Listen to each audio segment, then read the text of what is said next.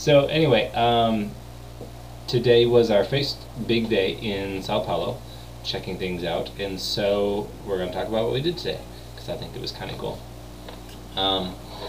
One comparison I want to make is that coming from Rio to come to Sao Paulo, it feels like the difference between going from, I don't know, maybe LA or San Diego to New York. Because where LA, San Diego is more of kind of a beach culture, more laid back, a lot of tan, pretty people.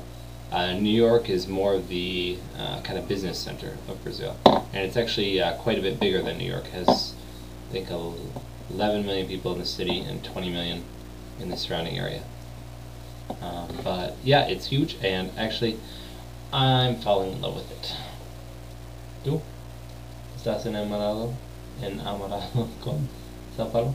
Mucho, Sí. mucho. Amo São Paulo.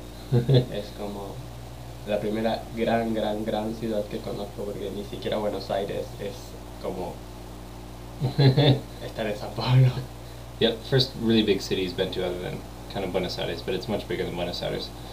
And the first second we got here, we were both like, we love this place. We love the energy of this city. So it's cool. It's really cool to be here. And one of the things I've been thinking about is that how much I'm really liking Brazil. A lot more than I thought I would. I thought I would like it, but I really love Brazil a lot. And it makes me want to learn Portuguese and come back here someday so I can actually speak the language. So hopefully that'll happen.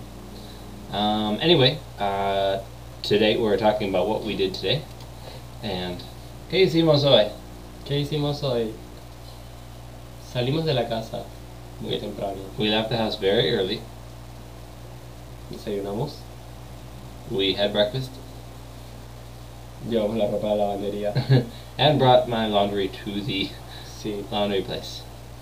And then it was warmer than we thought it was, so we returned back to the house to drop off our jackets. And then we went out to go see the center of the city. And when we were walking to the subway, we both realized that neither one of us brought the guidebook. ¿Dejaste el mapa?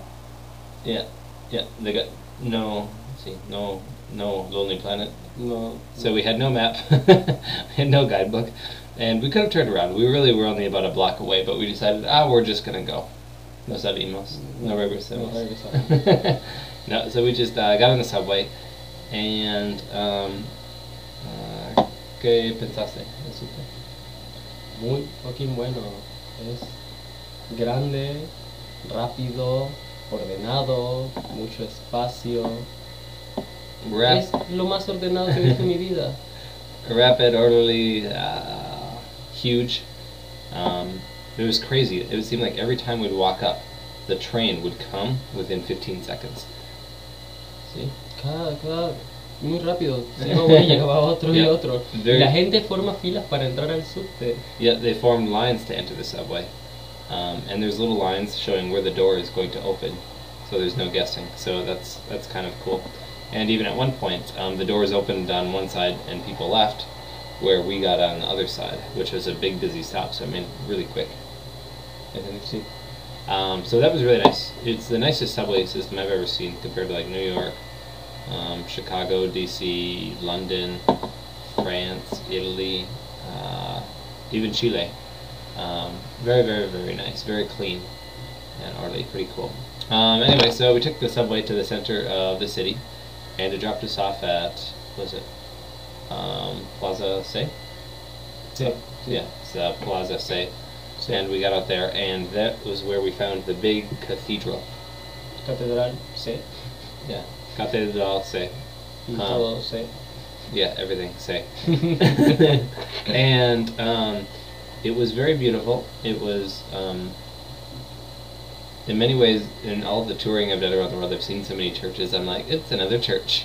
So I wasn't really too, wow. Otro catedral. It was very pretty. I think every time I walk into a church that huge, I get a little bit like, wow, in shock about how huge the structure is. But after about 1 minute, I'm like, it's another church. ¿Me listo? Sí. But it was really cool to see.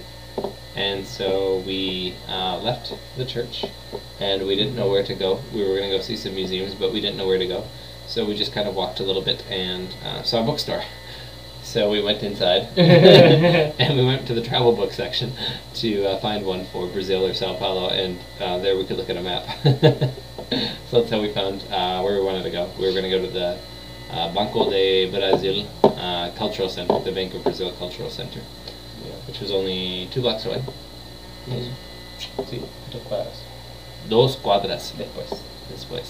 And we got there, and Había una exposición sobre la cultura japonesa en São Paulo, en Brasil en general.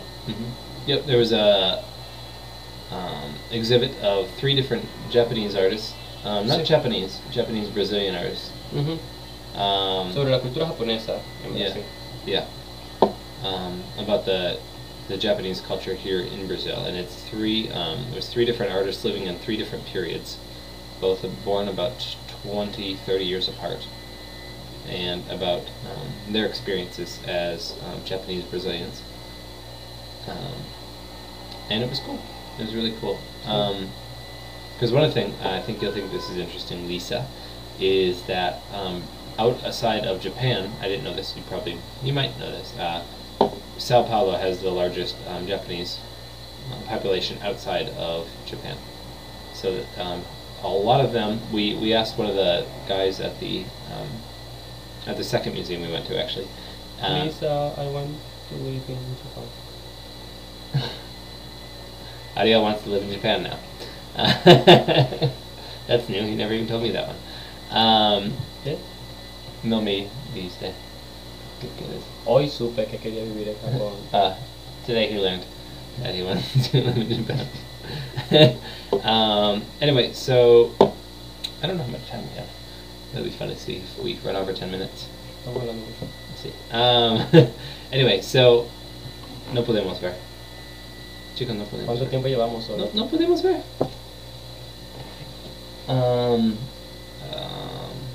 Japanese population.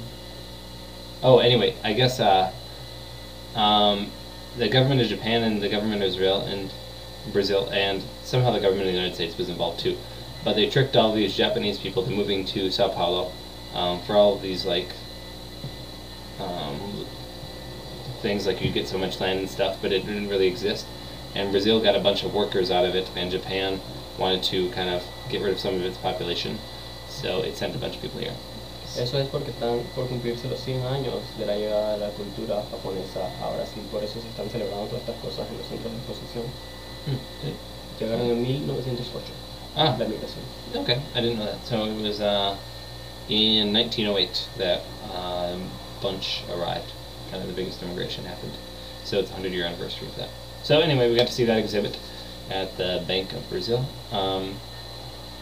Then we left and we walked, and then we saw another church. So we went inside, and it was pretty cool, much more modern. More modern, kind of like Sistine Chapel type style paintings, but you're describing, how did you describe it? The paintings? No me gustó mucho, no sé. No eran auténticas las pinturas, era todo muy nuevo. Yeah, the pictures were all really new and really shiny, so it wasn't as kind of wow historical, but pretty, very pretty. And then we were walking and we were like, it's about to get dark, we should go back, and we saw another cultural center that another bank was running, and Caixa Cultural, and so we went in there, and they also had another huge Japanese exhibit of lots of different paintings, and it was very beautiful. No, this was photography. Fotografía. Yeah, the other one was paintings. So very, very, very cool. Yay! And then we came back and I watched a little TV and found out that there was a Starbucks here. And so we went to Starbucks. Like my last time in Latin America, I found Starbucks the week before I returned when I was in Santiago, Chile. And this time I found Starbucks the week before I returned in Sao Paulo, Brazil. So that was kind of exciting, and now we're just going to relax for the night, and hopefully this vlog isn't over for 10 minutes so we can post it. ¿Quieres decir otro? No, chao. Ciao! We'll update you on our visits in Sao Paulo later. Bye-bye.